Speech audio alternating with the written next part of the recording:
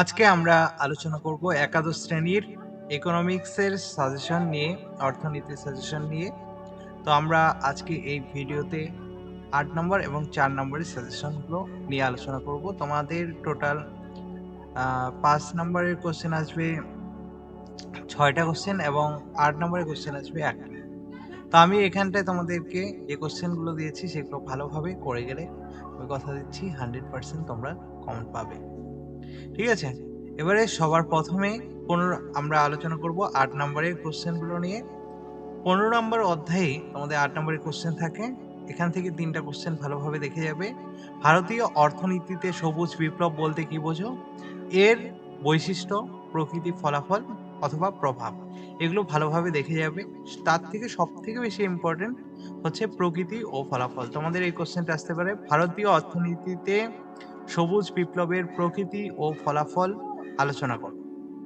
২ number যে কোশ্চেনটা করে যাবে সেটা হচ্ছে পশ্চিমবঙ্গের অর্থনীতিতে কৃষির ভূমিকা, এবং ৩ নাম্বার যে কোশ্চেনটা করে যাবে সেটা হচ্ছে ভারতীয় অর্থনীতিতে কৃষির সমস্যাগুলি আলোচনা করো। খুবই গুরুত্বপূর্ণ কোশ্চেন।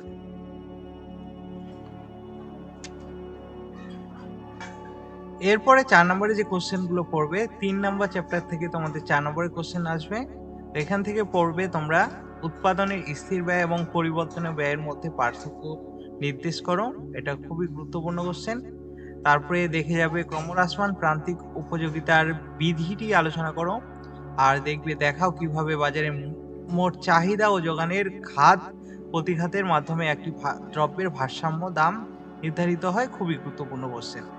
এই কোশ্চেন দুটো ভালোভাবে দেখে যাবে। এরপরে ৫ নাম্বার চ্যাপ্টারের থেকে ৪ নাম্বারের কোশ্চেন আসবে যেকোনো একটি। তো অনেক সময় দুটো আসে, অনেক সময় একটাই আসে।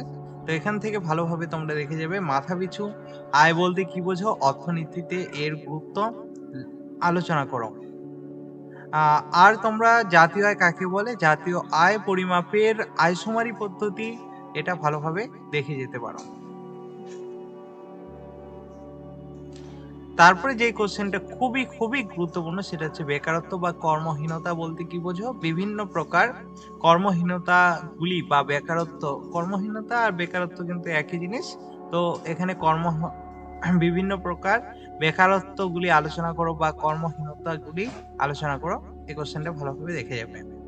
৩টা বেকারত্ব কিন্তু ভালোভাবে তোমরা কমপ্লিট করে যাবে। এরপরে ১১ নাম্বার চ্যাপ্টার থেকে তোমরা করে যাবে অবাধ বাণিজ্যের অসুবিধাগুলি সংক্ষেপে আলোচনা করো। খুবই গুরুত্বপূর্ণ কোশ্চেন।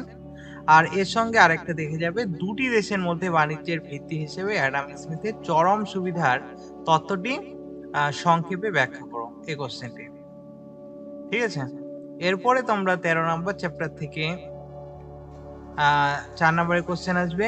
এখান থেকে তোমরা দেখে যাবে প্রাথমিক রাশি তথ্যের এবং গৌণ রাশি তথ্যের মধ্যে পার্থক্য। খুবই গুরুত্বপূর্ণ এই কোশ্চেনটা। আর তোমাদের যেটা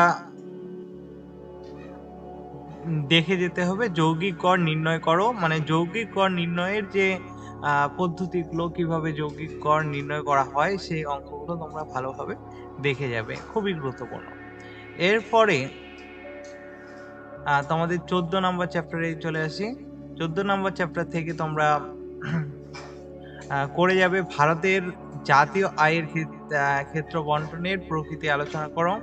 ২ নম্বর কোশ্চেন যেটা পরিকল্পনাকালে ভারতীয় জীবিকা কাঠামোতে কি ধরনের পরিবর্তন ঘটেছে সেটা। আর যেটা কোশ্চেন সেটা, এই কোশ্চেনটা বারবার এসেছে। এই কোশ্চেনটা কিন্তু খুবই গুরুত্বপূর্ণ। গত ৫ দশকে আহ জনসংখ্যাগত বৈশিষ্ট্যের মূল প্রবণতাটি সংক্ষেপে লেখা। ঠিক আছে। তো এরপরে তোমরা যেটা দেখে যাবে সেটা হচ্ছে ভারতের আয় বৈষম্যের কারণগুলি ব্যাখ্যা করো। যেকোনো ৫টি কারণ তোমরা কিন্তু ভালোভাবে দেখে যাবে। এই কোশ্চেনগুলো ভালোভাবে তোমরা কমপ্লিট করবে। এরপরে চলে আসি ১৬ নম্বর চ্যাপ্টার। এই চ্যাপ্টারটাই হচ্ছে লাস্ট। আম ১৬ নম্বর অধ্যায়। এখান থেকে তোমরা করবে ভারতবর্ষের শিল্পায়নে রাষ্ট্রীয় উদ্যোগের ভূমিকাটি সংক্ষেপে আলোচনা করো। অ্যান্ড 2 নাম্বার যে কোশ্চেনটা করবে সেটা হচ্ছে 1991 সালে শিল্পনীতির বৈশিষ্ট্যগুলি লেখো। ঠিক আছে? এই হচ্ছে তোমাদের বৈশিষ্ট্য বা এই শিল্পনীতি সম্পর্কে যা জানো লেখো। এই কোশ্চেনগুলো ভালোভাবে তোমরা কমপ্লিট করে যাবে। আশা করি তোমাদের 100% কমন আসবে। ঠিক আছে? তোমরা কোশ্চেনগুলো ভালো করে স্ক্রিনশট করে নাও এবং কমপ্লিট করো। Best of luck for the exam.